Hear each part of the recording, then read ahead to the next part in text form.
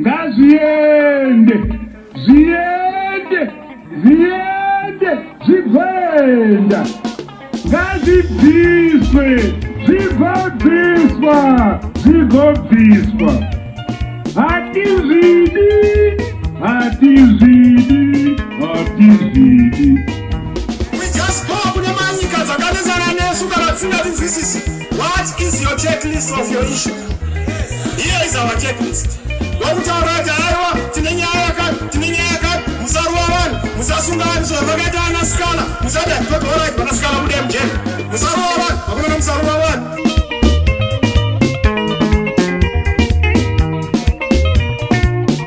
Dai pasina kupindira kwaishe nechokwadi pasi pano taiona moto marongera vanoita wepanyika vanoda kudisu vamwe tioneswe moto. Dai pasina kupindira kwaishe nechokwadi pasi pano taiona moto marongera vanoita wepanyika vanoda kudisu vamwe tioneswe moto. Dai pasina kupindira kwaishe kana dzimba dzedu dzingadai dziri dzavo mawanzira vanoita dzimba dzavo vanoda kudisu vamwe tigare mumiti dzimba 10 pamunhu mumwe chete vanoda kudisu vamwe tigare mumiti dzimba 10 pamunhu mumwe chete vanoda kudisu vamwe tigare mumiti. Dai pasina kupindira kwaishe nechokwadi pasi pano taiona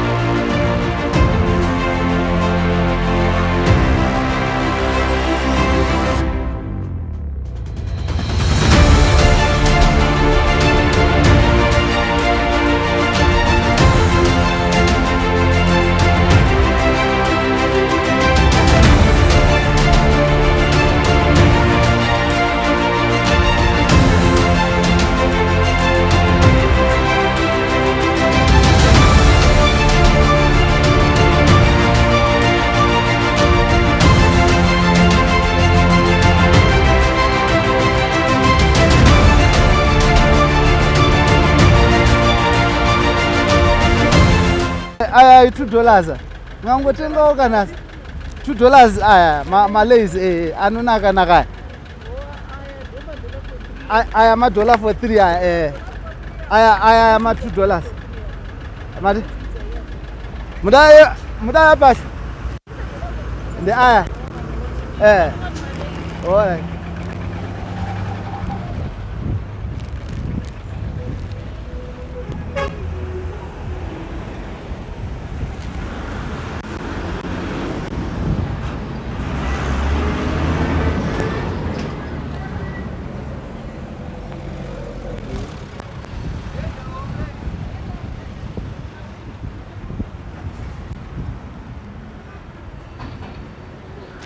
This is the daily hustle for many Zimbabweans as they try to eke a living.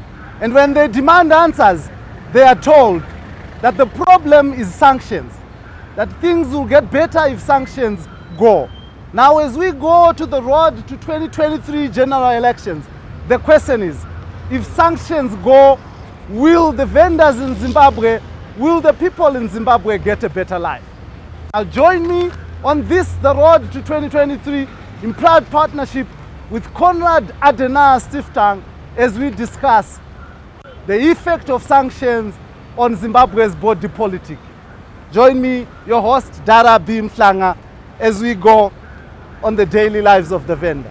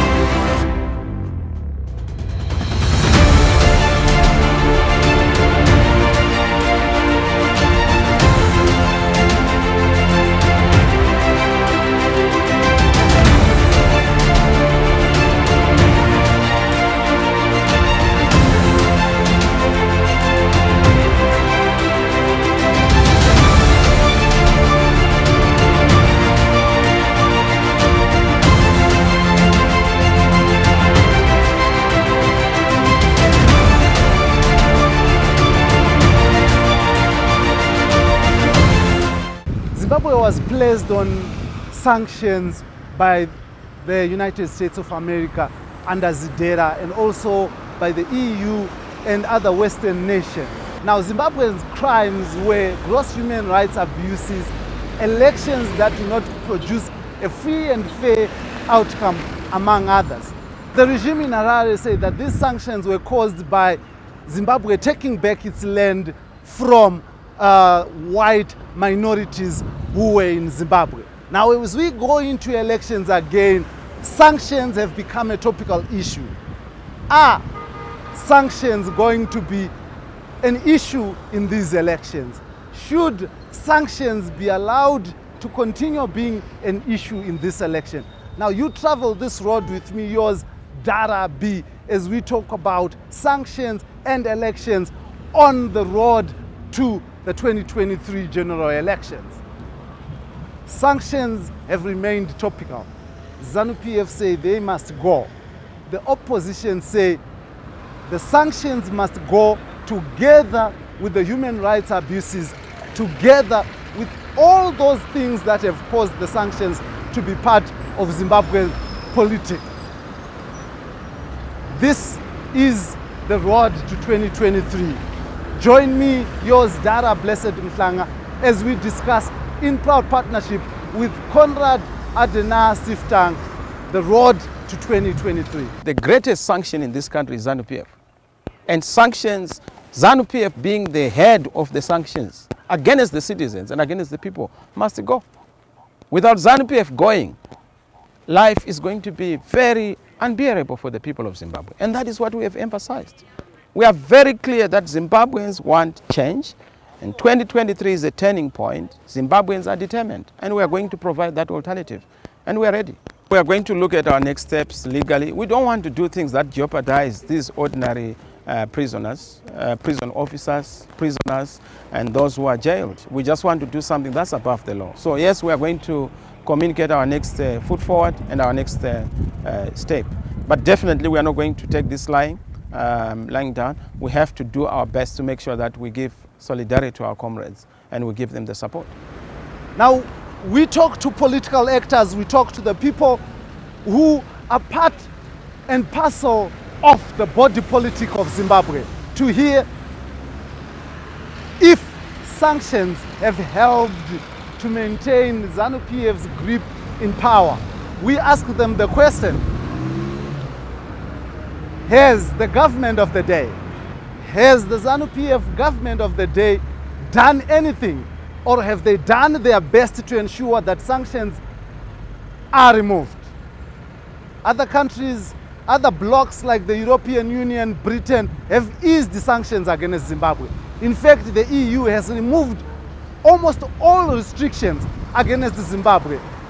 They are engaging in economy, they are engaging with Zimbabwe and actually putting and pouring money into Zimbabwe. For instance, they have poured almost 5.6 million United States dollars to the Zimbabwe Electoral Commission as we go towards election. Well, we cannot be spokesperson or practitioners of American foreign policy.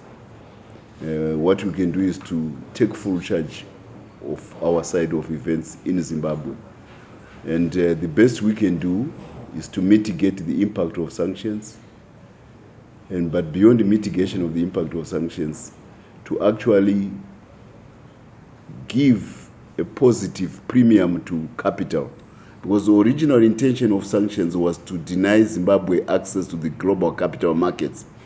And this is the age of capital. If you don't have capital, you can't develop. You can't build roads, you can't build mines, you can't build cities, you can't build ports, you can build power stations. And this has been intention of sanctions at Zidera. When it was passed, America was the dominant capital market, in London, Frankfurt, Paris, Milan, Tokyo. They were all in tow with America, with Toronto and Sydney. Fortunately, with the Second Republic and 22 years later, the capital markets have become more distributed. You get money in Shanghai, you get money in Mumbai, you get money in Singapore, you get money in Sao Paulo, you get money even in Istanbul and in Riyadh. So what the president has done with Open for Business is to accord a positive premium to capital coming to Zimbabwe. And the inflows are gathering pace, particularly in the mining sector. So they will soon make American sanctions redundant. And that to us is the best way to win against sanctions. We cannot go and kneel, kowtow to America to remove sanctions when we are not doing something at home ourselves to offset the impact of sanctions by removing that negative premium and replacing it with a positive premium for risk capital coming to Zimbabwe. And that's exactly what we have done. So we are succeeding because the slew of investments going on into Zimbabwe now, and this pledge of funding by competent global businessmen into Zimbabwe, and now by extension to Mozambique, because we are the economic hinterland of Mozambique. This is an exciting chapter. We are winning the war against sanctions simply by dint of being pro-creative and offsetting that negative premium which the Americans had given its Zidera in 2002. This was not the case with the First Republic. They actually accorded a further negative premium by the Indigenization Act. So it compounded sanctions by America. They were internal comprador quislings who were abetting American sanctions by doing everything possible to keep capital away from Zimbabwe. The Second Republic is doing exactly the opposite. We are according positive premium to risky capital, and the rewards are all there to see. They make the economy scream. They make the people suffer. The more the people suffer, the more they'll say we have to remove this government. But do we have to get into power by making ordinary people suffer, yet we live lavish lifestyles? Why I'm saying that is it's not really a question of the government of Zimbabwe having done enough to end sanctions, because it becomes a little bit complex and complicated. Why I say so is because enough according to whose template? According to whose demands? I'm still a little bit unclear as regards enough, because when you say enough, obviously there has to be a certain benchmark to say enough according to ABC or according to XYZ. They want you to do this, and if they think you've done enough, then we lift sanctions. Look, this is a government that acquired its mandate through the armed struggle. This is a government that acquired its mandate through principles of democracy. So the fact that this government has continued to be voted into power, it simply means that it is a government that is adequately delivering on democracy. It is a government that is delivering on the realignment of property rights. You would notice that our people are building houses. You would notice that the land reform in itself actually empowered people. So against that backdrop, you can actually pick a whole lot of reforms, developments that speak or that credit the removal of sanctions. For sanctions to be lifted, I think we need to acknowledge in the first place that these sanctions are illegal in the first place. So we are talking of a criminal activity of imposing sanctions on a sovereign nation by another sovereign nation. So I think if we have that in mind, we would actually appreciate that the government has to play its part to foster global relations. For example, if you look at the theme where the president, His Excellency, said Zimbabwe is a friend to all, and that on its own, I think it's a way of actually embracing the global world and leaving no one in terms of friendship. So if we are open for friendship with all countries, I think that's enough. And as long as we are doing whatever we are doing in our country in a way which is within our own interests, then, because as a sovereign country, we have what we value, we have our own values, and we have our own way of doing things. And if we have not violated anyone's rights, then I don't see any problem. Yes, but the government I would say the government's role is to make sure that the negative impact of those sanctions is kept under control, and that we have seen the government doing in terms of coming up with sanctions busting strategies and measures. Well, then it's not our tool. If it was, maybe they should go to those who will put the tool. It's not our tool. You know, if you are saying that we are using it as a tool, well, if we had fashioned and shaped the tool, and you know, then you would say we invented the tool. But it's somebody's tool. So maybe that statement should be directed against the person who imposed sanctions. Maybe he should remove it, then Government ZANU-PF will not have an excuse. That is the corollary to what that question says. So if they are saying that we are using them as an excuse, then go to the person who it's like somebody has got a dagger on your heart. Then you say, I'm using it as an excuse to cry. Maybe you just tell the other guy to remove the dagger from my heart. Then I have no excuse to cry. Then I can be seen to be a crybaby on my own terms. You know, so look, the question belongs to the other side. The Americans should remove the sanctions rather than try to say we use them. No, they should just remove them. 22 years into sanctions, what have they achieved with them? Except absent-minded diplomats who were talking yesterday about an issue which they have not applied their mind to in a serious manner. Yeah, they are the ones who need to be woken up, not They would not want to give you the reform such as the diaspora, simply because they know the many people that in the diaspora are running away from economic challenges, pain in the country. So if those people are given the right to vote, they would vote for a new government. So they are using it as an excuse. Yet diaspora reform is a critical item that we all want. There are Zimbabweans all over the world that are failing to make use of their voting rights. We want the diaspora reform. We want people to vote in the next elections. So ZANU-PF is saying no because we are sanctioned. But they were in America a few days ago. The president of the country was in the United Nations America. He has been to Glasgow, Scotland. He has been to Europe. He has been all over. So we need this reform. ZANU-PF is using it as an excuse. And they even become violent sometimes, saying it's because we're under sanctions. Yet they are able to remove the sanctions themselves. They are the only group of people that can remove sanctions. No one else. No one else. We can only help them. They must take the lead.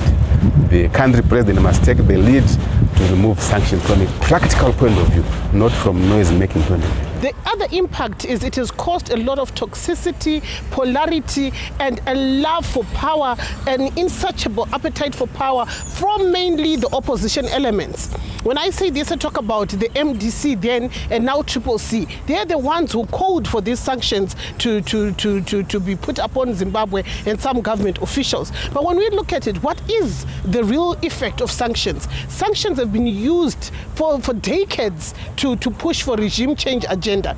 And as they are used to push for a regime change agenda, they make the economy scream. They make the people suffer. The more the people suffer, the more they'll say we have to remove this government. But do we have to get into power by making ordinary people suffer, yet we live lavish lifestyles? Why would any government in the world create systems that cause it to fail? The government has no obligation to make itself fail. So the issue of sanctions is a structural problem that is dedicated to make the government fail. And it is against that, premeditated plan of sanctions that we're even having these misplaced debates where we even begin to suspect our government of creating its own downfalls. What government does that? There is no government that would do that, be it in America, be it in India, be it in any part of the world. No government sets itself to fail, and ZANU-PF would want to see each Zimbabwean having decent medical facilities. ZANU-PF would want to see each Zimbabwean having good education facilities. So it is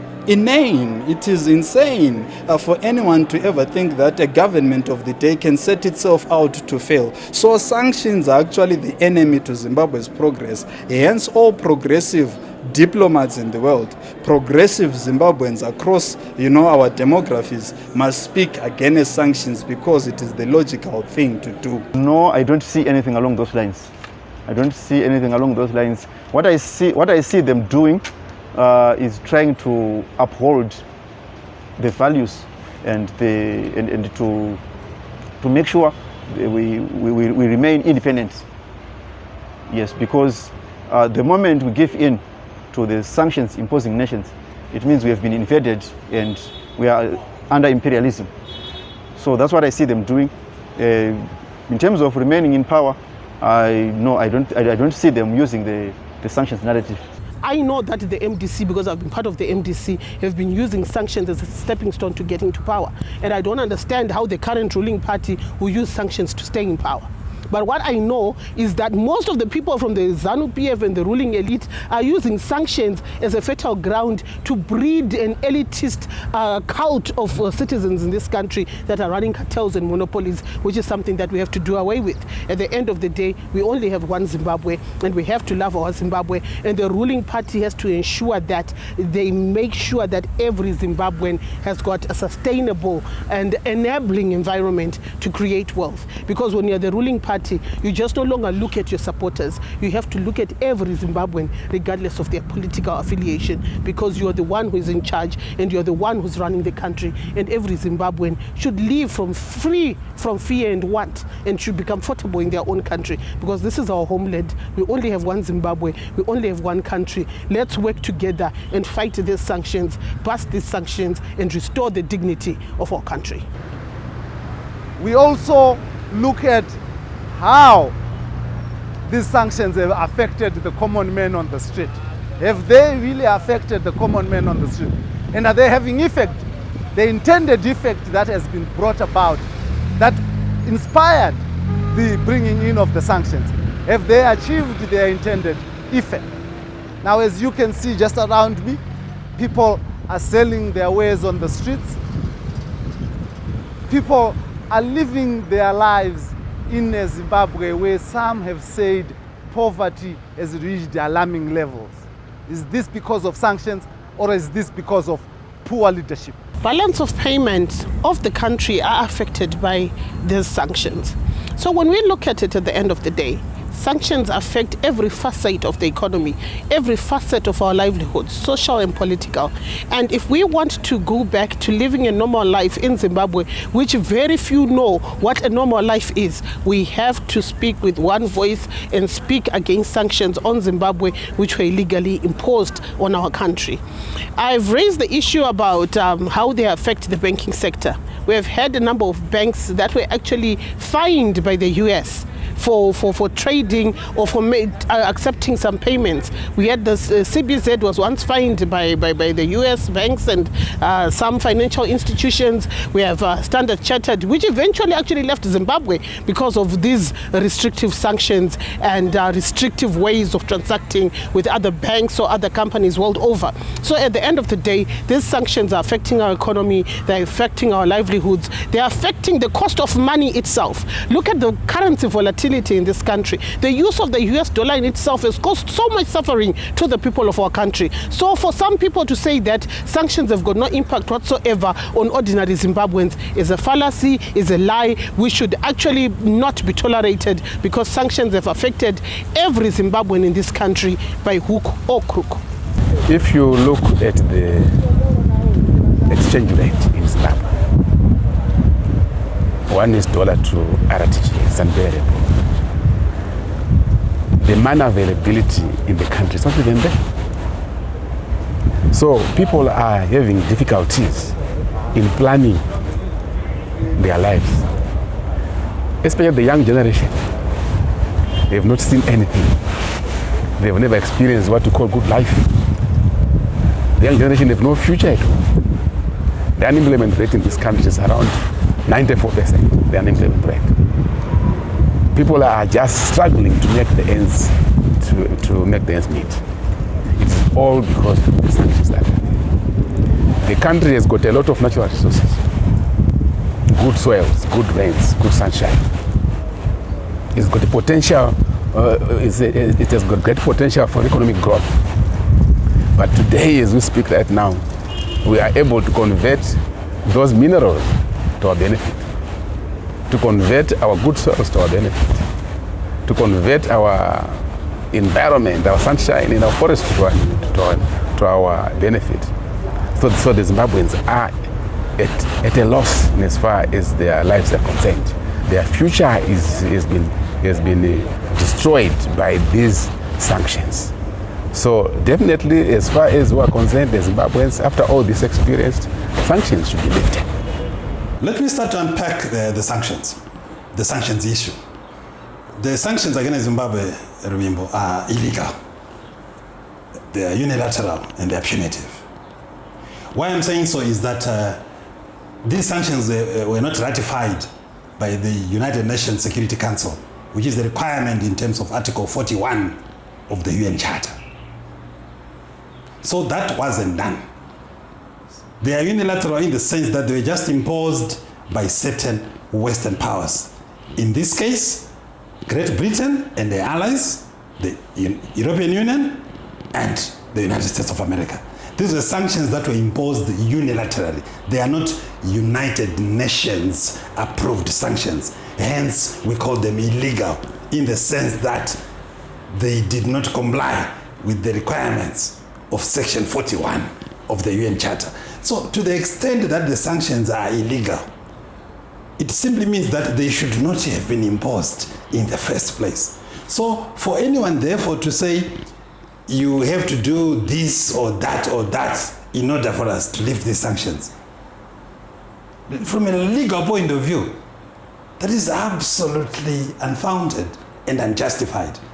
Because you cannot say, I have imposed an illegality on you, and I want you to respond to my illegality by doing what I want. So it's not an issue of human rights. We all know that these sanctions, these illegal punitive sanctions, were imposed as a direct response to the land reform program. Forget about this talk about the violation of human rights and ABC.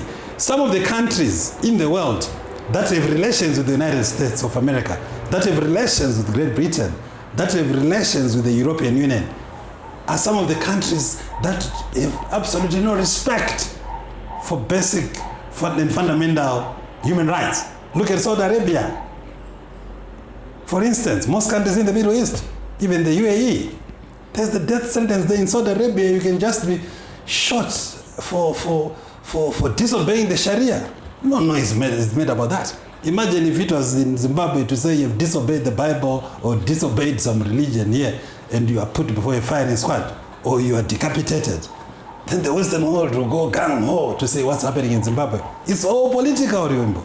Nothing to do about human rights. Human rights is a facade to hide the real intention. The real intention of these sanctions was to make the economy scream. And indeed, they made the economy scream. Sanctions actually have an effect on the nation. They have an effect on the nation's economy. Sanctions have got an effect on issues of social cohesion in the sense that, you know, that sanctions have created this cross-polarization of our politics in the sense that they emanate from our quest for the land reform. And in that regard, you'd notice that our society over the years has been polarized in pro and anti-land reform dichotomies. So that is a critical challenge that sanctions present us with. And you know that sanctions caused the shutting down of industry. So to limit the issue of sanctions to individual effects undermines their colossal political economy effect on Zimbabwe. The impact of sanctions is there for everyone to see. We have seen a reduction in production. We have seen the negative impact in all sectors of the economy, where the health sector has gone down, the education sector, the mining, the manufacturing, basically all the sectors, they've been affected. And if you look at the image of the country in the eyes of the global world, because of those sanctions, our country has been labeled as a hostile country, which is not habitable, which is a lot of misgovernance and a lot of social ills, which are obviously associated with those sanctions as well. So the sanctions have actually caused a lot of damage in all the sectors of the economy. I don't have to think about it. You take people by their own words. Everybody knows that Chamisa went to Washington to canvass for sanctions. Everybody knows that BT every day, each time he goes to the American embassy, that is his only message. He thinks that sanctions are a free ride to power. I mean, he takes power casually. We who fought for this country take power seriously. You know, we sacrifice for this power. Every 5 of my colleagues who went to war, 3 did not come back alive. So the BTs of this world, when they think that power can be somehow won through American sanctions, they are dreaming. No power on earth, including the mighty superpower which is called America, will be able to make Zimbabwe disappear from the face of the earth. We will win, this war against sanctions. Yes, they canvass for them. We have Matutu now, a drafter of the sanctions bill. Not only a drafter, a practitioner of the sanctions bill. 20 years is a long time of pursuing a policy which rewards you with nothing. And sometimes patriotism comes and leaks back in people's minds. So he has become patriotic again. And he's spilling the beans of what exactly was transpiring. We have Gutu equally spilling the beans. Maybe it's only a matter of time before BT turns around later and says, I also want to spill the beans. So this policy of sanctions has been premised upon unpatriotic Zimbabweans who would then abet the negative impact of sanctions on Zimbabwe. But time is running out. The Second Republic is making sure that the economy grows by offsetting the negative premium on capital and replacing it with a positive premium on risk takers who want to enjoy the abundant wealth opportunities which are in Zimbabwe. Look, I have spoken entirely on my own behalf. I've come out very clear that when I was in the MDC then, as it was called, we did call for sanctions. Anyone who was in that party then and who denied that we didn't call for sanctions is lying. I was part of the people. I was in the top leadership of the MDC. I was their national spokesperson. We did advocate for sanctions. We met all these key Western ambassadors. There is none whom we didn't meet. The United States ambassador, the British ambassador, the Netherlands ambassador, the French ambassador, Swiss ambassador, German ambassador. We met all of them. They can't deny. I've come out in the open to say what I did was wrong, but upon further reflection, I then said, why did we honestly advocate for the imposition of illegal sanctions against our own country, against our own people? Some of us thought that maybe then it was genuine, it was targeted, maybe it was a bit of naivety on my part, and I think on the part of my colleagues then, to ever dream of a thing called targeted sanctions. There is nothing like targeted sanctions. Sanctions, I've said it on more occasions than one, are a weapon of mass destruction. When you drop it on Zimbabwe, you are not just hitting the leadership or the political elite or the ruling elite as they call it, you are hitting everyone. And this is exactly what these sanctions have done and continue to do in this country. Comrade Orbit took it from a very literal translation point of view. It lacked depth. It lacked critical analysis and thinking. We were just a pawn. We were just a pawn which the sanction imposed us because we were victims of violence by that. We were the people that were being butchered, the people that were having our women raped, our young girls raped, our youth being beaten, our homes being burned. We were the subject matter. But we did not have the capacity to impose sanctions because we don't have what it takes to impose the sanctions on Zimbabwe. They used it as an excuse because ZANU-PF itself actually acted on us violently. If ZANU-PF not acted on us violently, how would then the whites come and impose sanctions on us? But it didn't go anywhere. We are just like someone who is crying. If I go, let me give you a very typical example here. Mubaiwa, she's my wife. If I want you to come and intervene, I must beat her in public. If I start beating her right now, as you pass there, you jump in to defend her. Is that not? Do you know? Let me give you a very fun example. if I beat her in the bedroom at night at 1 o'clock and she makes noise, that is Tagwirei muno navakomichi. You as a neighbor, you would come and break the window. Is it not? Come in and save her from being killed by a committee. It's not that. As you jump in, even if she's not dressed, she would come and hug you behind you like this. She would come and take like this, undressed as she is. Does it mean she loves you? Does she mean she loves you? No. She has seen a protector at that particular time. The moment you go and we start talking to each other, our love is rekindled and our life goes on. And you've gone. But at least you protect you from being. So that does not really matter much. If today ZANU-PF would stop violence completely and have a clean record of violence, clean record of human rights abuse, there will be no excuse for sanctions for me. So ZANU-PF has got responsibility in the ownership who were victims. I was a victim myself. I got wounds and pain. Today I can't even walk properly. I was tortured myself. What would you want me to say when someone comes and they wants to protect me? So it's not about this. So these people that are saying MDC Koyanama sanctions, MDC was the sanction, was the victim. This is not a secret. We have had videos of the late Dr. Tagwirei asking for more sanctions on Zimbabwe. We have had Obet Gutu actually confessing himself that he was part and parcel of the delegation that went to ask for sanctions on Zimbabwe. And we have had the current president of the CCC actually now calling for sanctions to be removed and saying that it was a mistake. So this is not a secret. So it is something that happened and everyone knows about it.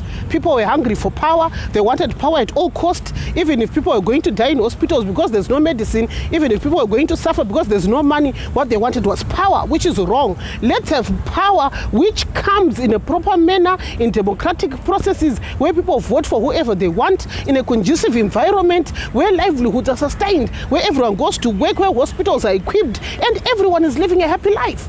We should not want to ride to power over suffering people. That is the problem that I have.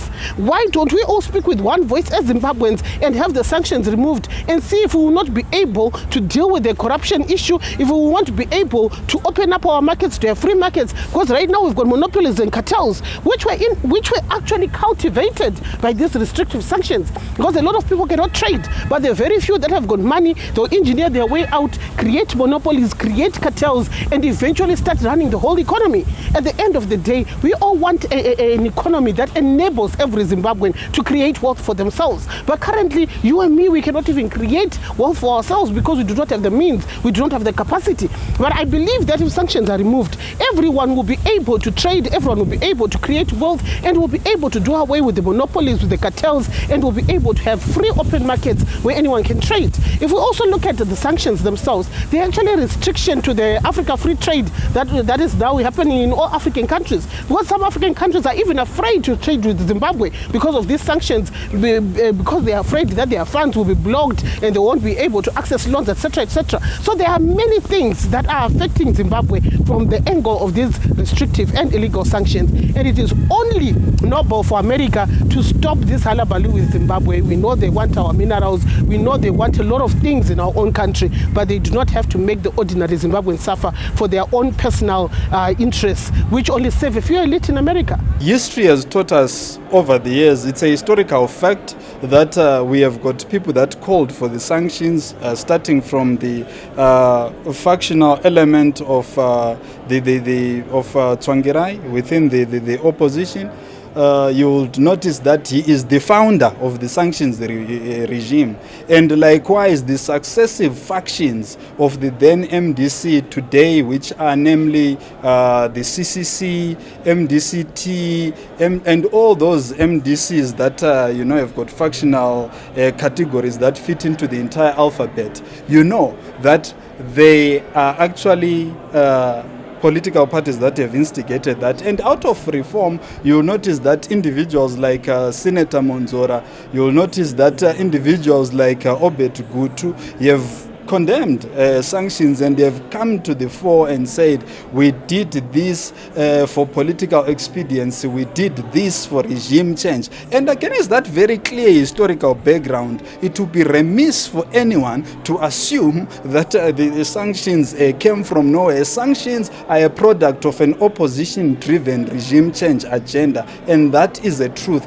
It is only recently that we have heard Chamisa beginning to condemn sanctions, because Africa is beginning to call against sanctions and calling for them to fall. And they know that as a government in waiting, they cannot be associated with the shame of sanctions. Hence, they are even beginning to denounce them, because they originated, they created, they birthed the sanctions. So some people have said opposition has imposed sanctions. That's naive and frivolous. MDC is no capacity at all to summon America to remove sanctions. MDC has no capacity at all to summon Britain to remove sanctions. And EU. Hatina capacity, that's not true. It's an excuse which ZANU-PF government is trying to do. You know very well when President Tagwirei was still alive, when he was a prime minister. He went all over the world. He went to Australia, he called for the removal of sanctions. He went to Britain, he called for the thing. He actually sent an emissary, Timber. He went with a letter to the British Prime Minister. The letter is there in the files. He went to Europe himself as the Prime Minister. He talked about moving sanctions. Sanctions are silly. So when Tagwirei is powerful as he was, and a Prime Minister as he was, he could not remove sanctions. How would you expect Morgan Commission to say, remove sanctions? And sanctions will be removed. No!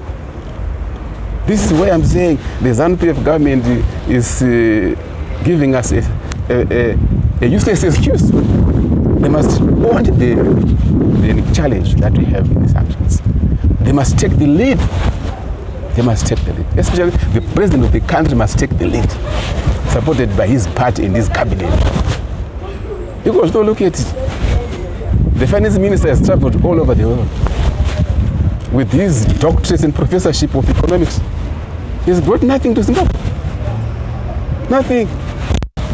So we cannot continue to suffer as Zimbabweans because of the sanctions. We must come down to sit down under a tree, have a national dialogue, inclusive in nature, to make sure that we resolve our own issues, so that we develop our own governing system. I argue with many people, why do we pursue a Western type of governing system which we don't understand? Why today do we pursue the so-called systems that which have no identity with us as Africans? A system that is no culture, that lacks our own culture. A system that we continue to learn to school, to try to understand it. A system that we sometimes get a D or get a degree or fail, and we want to use that system to govern the country. To me, it doesn't make sense. Look at what the system that we are trying to use in Zimbabwe and Africa at large is well understood by the Western world. It's their system. They develop it. They developed it. It is good. It has their identity. It has got their culture. Go back to China. They got their governing system, which is China grown best. It has got its own identity, its own culture. Here we are in Africa. We continue to borrow the Western system. And you expect us to perform as a government, to perform as governors, to perform as ministers on a system that does not have our originality, that lacks our culture. We are playing. We are joking. The extent to which those Western countries work with the opposition, but if there is any involvement of the opposition, maybe it was just a way of trying to have the sanctions maybe in place. I don't know what would have happened, but in my view, it's the land issue, and then the opposition in their interaction with the Western countries. Maybe if they did something, it was just to add to what had already been decided on. So I wouldn't know on that one. But there are some reports, of course, that they went there and they actually begged for sanctions. We have the likes of Advocate Gutu. He came out in the open apologizing to the nation. So I don't know whether he was joking but we had him apologize to the nation about that. Saudi Arabia has worse human rights violations than Zimbabwe. I'm not condoning any human rights violations. We know a lot of countries that have got human rights violations, but we have not seen any sanctions that are imposed on them. We have seen South African police abusing their own people in South Africa. We have seen a lot of human rights violations in South Africa, but the US has never imposed sanctions on South Africa. We see a lot of human rights violations in Nigeria, but there are no sanctions in Nigeria. Let's be honest and clear, sanctions were imposed on Zimbabwe because Robert Mugabe decided to do the unthinkable, something that white people never thought would happen, seeing black people taking back their land and owning the means of production. White people don't want that. Those former colonialists and their friends and allies don't want that. They want to control the land and minerals in Africa. Zimbabwe is suffering because we took our land back. Zimbabwe is suffering because it had assisted the DRC in the war. And those are the two main reasons why sanctions were imposed on Zimbabwe. Everything else is a fallacy. It's a clandestine way to try and tell people that we're doing this because of A, B, C, D, and E. There's no country which does not have its ills. This very same US has got its own police actually abusing its own people. How many videos have we seen? The Black Lives Matter campaign actually started when the police actually killed some black person. And that was not the only person who was killed by the police. How many human rights violations has this very same America done to several countries across the world? Afghanistan, they're everywhere. Everywhere there's oil, they're there killing people, influencing wars. Look at what they did to Libya. Who is imposing sanctions on America? But they had the audacity to impose sanctions on Russia. But how many wars did they actually start? Are they still part of? But no one imposes sanctions on them. Who actually made America a godfather of the world? Who made America the big brother of the world? Who are they to say that if you do not do what we want, then we'll do this to you? At the end of the day, our government has let down the people of Zimbabwe because they were supposed to go the Putin style and make sure that they evade anything American. Stop use of the American dollar. We have our own systems that work for us and have the Americans begging us for what they want in this country. We do not need America. America needs us. That's why they imposed sanctions on Zimbabwe. And that is the reality. All I'm saying is human rights, that's why they are called basic and fundamental human rights. They are universally enforceable.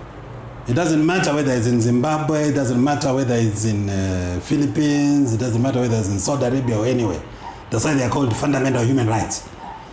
Inalienable real human rights. Just by you being born as a human being, those rights are ascribed to you by the very nature of you being a human being. So they apply to all of us, human beings. My stance or my position is that the issue against Zimbabwe, in as far as these illegal sanctions are concerned, has nothing to do with human rights. Human rights is just used as a convenient excuse to justify the imposition of sanctions. That's why I used the example of if the human rights situation in Zimbabwe was as bad as they say it is, why are there no sanctions against Saudi Arabia by the United States and Great Britain and their allies? It's just a basic question. To say if it was genuinely about human rights, if it was genuinely about human rights, how many countries here in Africa? Here in Africa, I can name them, are very, very oppressive in as far as the observance of human rights are concerned. But there are no sanctions imposed against them. Why single out Zimbabwe? Listen, what has been happening in Ethiopia, the war in Ethiopia. You know what's happening in the northern province of Tigray right now as I speak to you. Have we heard of sanctions being imposed against Ethiopia? So it's all about the land issue. So all I'm saying is, I'm not saying there should not be observance of human rights. Human rights have to be observed, not only by the government of Zimbabwe, but by every government in the world. Every government under the sun has an obligation to respect and uphold human rights. But then the sanctions against Zimbabwe are punitive. They are illegal. They have been weaponized to engineer regime change. A lot of noise was then made by the Zimbabweans who were then victims. And sanctions were imposed. And even if you go back to Zidera, electoral violence is actually one of the issues that is quite quoted. That Zimbabwe must stop electoral violence. And I believe as a Zimbabwean we are able to stop electoral violence. Because if we call for democratic elections and we want someone to be elected by the people, let the people elect the leader of their own choice and let that person be able to become the country president without any other obstructions. So we all know how Tagwirei went through the pain of this abjugation to violence by ZANU-PF government at that time. We had all these things. When we went to the 2008 elections, remember the runoff elections, we lost more than 300 people's lives. A lot of homes were burnt. The short sleeve mantra was introduced. A lot of internal displacements and a lot of many people were displaced to South Africa, Botswana, and Zambia, and Mozambique, running away from extreme violence that was state-sponsored. And all that gave an excuse for the sanction imposers to impose sanctions on Zimbabwe. So really, you can actually see how the sanctions were imposed. It was the behavior and the acts of the state of Zimbabwe when they were reacting and trying to defend power. They got this kind of power retention agenda, which when it means power, they will defend it. Yet the world is calling for democratic processes, democratic elections, and by that expectation, if we cannot do what the democratic dictates demand, those ones that observe us will sanction us. And you know all our elections in Zimbabwe and Africa, they go under international observation. So when they observe, then they conclude. When they observe, then they judge. Then they rate you. They give you marks whether you've got 10 out of 10, if you get 8 out of 10, or get 2 out of 10. When you get 2 out of 10, you fail to run your processes. Therefore, you're qualified for sanctions in their view. So as Zimbabweans, we need to look at those things and be realistic. We can't ignore that. I know there's been an outcry in Zimbabwe to call for the removal of sanctions. It is a good attempt, but it's not enough. The Zimbabwean government must do more for the sanctions to go. Not any other person in Zimbabwe has got the capacity to have sanctions removed. Nobody. Sanctions can be removed by the actions and actions of the state itself. They must take ownership and full responsibility of putting plans and actions on the ground to make sanctions removed. I have heard and seen them making public statements, even declaring a day, 25 October, as the sanction day, calling for the African leaders to support them on the outcry.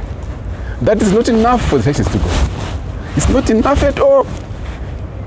As far as I'm concerned, they are playing.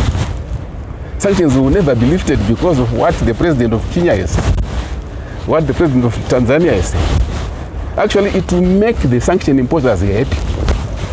Because one of the objectives of sanctions is to deter the targeted person. It's a deterrent strategy in which they don't want to see any other African country grabbing land as we did. So the moment we show as Zimbabweans that we are at pain because the land we took, we did it in a manner which was regarded as unconstitutional to them, and they sanctioned us. So any other African country would want to take land to using the same method we used here is deterred. So the moment the presidents of Africa actually join Zimbabwe to the sanction imposers are actually happy that what they did to Zimbabwe is the right thing. So they will not remove those sanctions from us.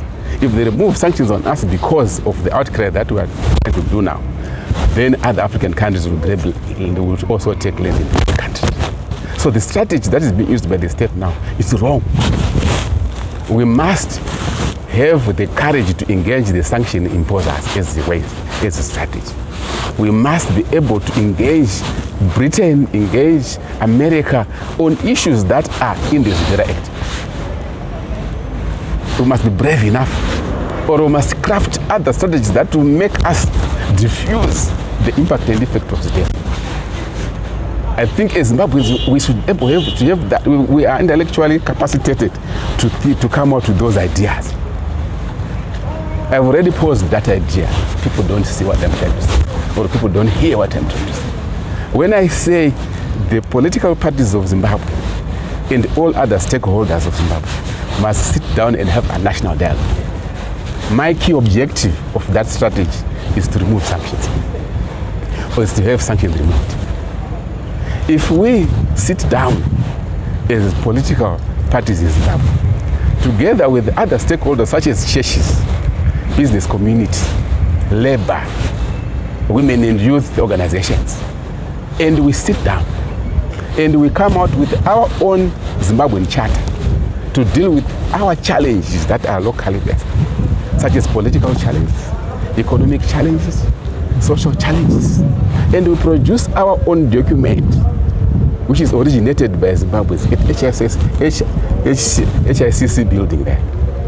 And we declare to the whole nation and the whole that Zimbabwe has developed its own Zimbabwean charter to run its own affairs, to look at the electoral reforms, economic reforms, social reforms, political reforms, including the traditional leaders in that process. We unite as the nation. ZANU-PF included, MDC is included, CC included, Maduku, NCA included. All these parties come together and own a document which we call the Zimbabwean Charter, which covers every challenge that we have. Thematic areas of our concern in Africa, they must be there. And we sign that document and we own it as a Zimbabwean Charter. It is to me the charter that will be able to use to engage the international community. ZANU-PF trying to engage the international community alone is useless. They will not win. MDC trying to engage the international community alone is useless. But united as Zimbabweans, through the Zimbabwean Charter I am trying to propose today, we will be able to then as Zimbabweans send a powerful delegation to America. And we would demand the lifting of the sanctions, suspension of the sanctions, because Zimbabweans have taken their own trajectory, their own route, their own governing system, their own approach and tactics and strategy. The Americans will not refuse. The British will not refuse. Because they've posed a moral value, a moral act in which all Zimbabweans have united. We don't have these fights and everything else. So that's what I believe is the way to remove sanctions. The violations of human rights that are echoed by many, particularly those in the sanctions imposing nations, particularly relate to the rights to do with the land itself. So if they are going to mention any other rights, yes, that would be something else, but the rights that they mention, the rights that they actually refer to are associated with the land. So they are saying you deprived us of our right to that land, yet the land was in the wrong hands in the first place. So there's no violation of human rights, and when something belongs to you, that is the land, there's no specific way which is stipulated by any law as to how you should take back your land. It's just the same as there's someone who owes you something, then maybe they're not returning it and you want to just take it back. You can just go and take your plow anyhow. You can just put it on your shoulder, you can drag it, you can carry it anyhow. Unless there's a specific formula to say when you want to take your thing back, you have to follow this channel A, B, C. But if there is any channel like that, then maybe we would need to be educated on that. But as for the government, the way they took the land, if it involved the violation of the rights of foreigners, then okay, that's a mistake, and nothing can be done, because it was all about taking the land, and the land was taken, and the land is in the correct hands. So there are no apologies there. I don't see any prayer working, because these are just evil people doing evil things to other countries. And in any case where prayers ever worked on things to do with sanctions, what is needed is for us to come up with our own sanctions busting measures. If the US does not want to remove the sanctions, we just have to stop using their US dollar, stop trading in their US, and start selling our things with our own currency. Make sure that we put value in our own currency, restore the confidence in our own currency, stop these corrupt activities, arrest everyone who's corrupt, and start running our country in a viable manner. We also need to transform our system. The system that we are using, we adopted it from the Smith regime. It is not pro the native Zimbabwean. It is very much against a native ordinary Zimbabwean. So at the end of the day, we might cry about America having done that, done this, but what have we also done as a people, as a government, to ensure that we bust these sanctions and grow our economy? That is what is important. I don't believe that any prayer will make angels come from heaven or God to come down and say we have stopped the sanctions. That will not happen. We need action. We need to support the Zimbabwe anti-sanctions movement that has a lawsuit that is happening in South Africa right now, where South African banks are not trading with Zimbabwean banks. We need to open up our economic system. We need to revive our economy and ensure that every Zimbabwean has got the right to a sustainable livelihood. But that can only happen if we are participating in everything that will make sure that Zimbabwe's economy grows.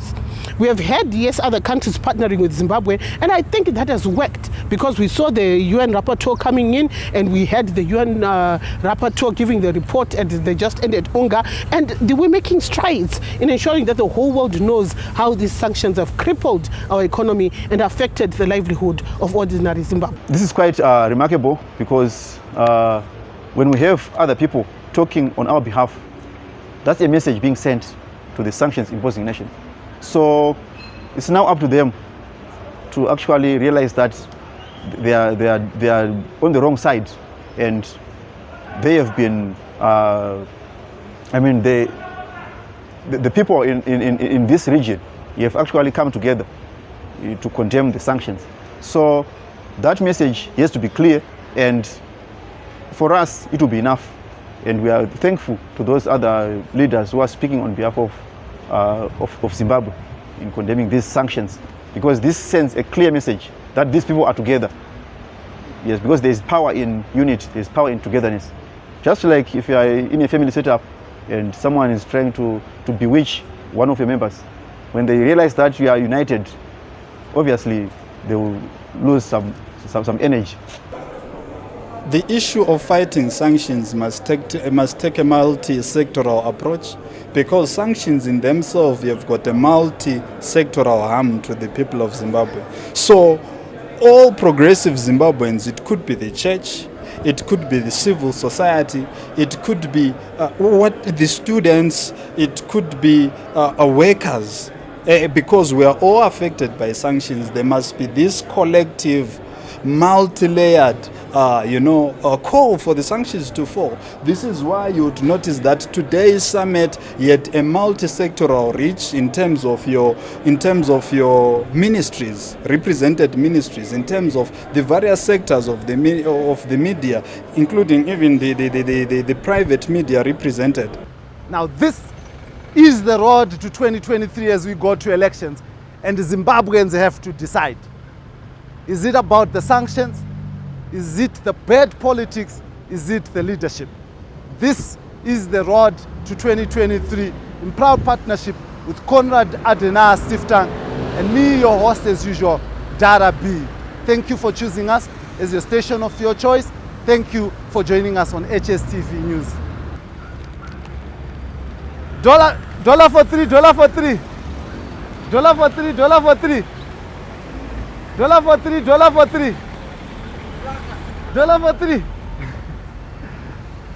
Amana Tagwirei woman. $4 woman. $4 in Tagwirei. $4 woman.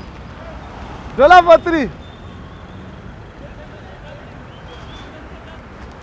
$4.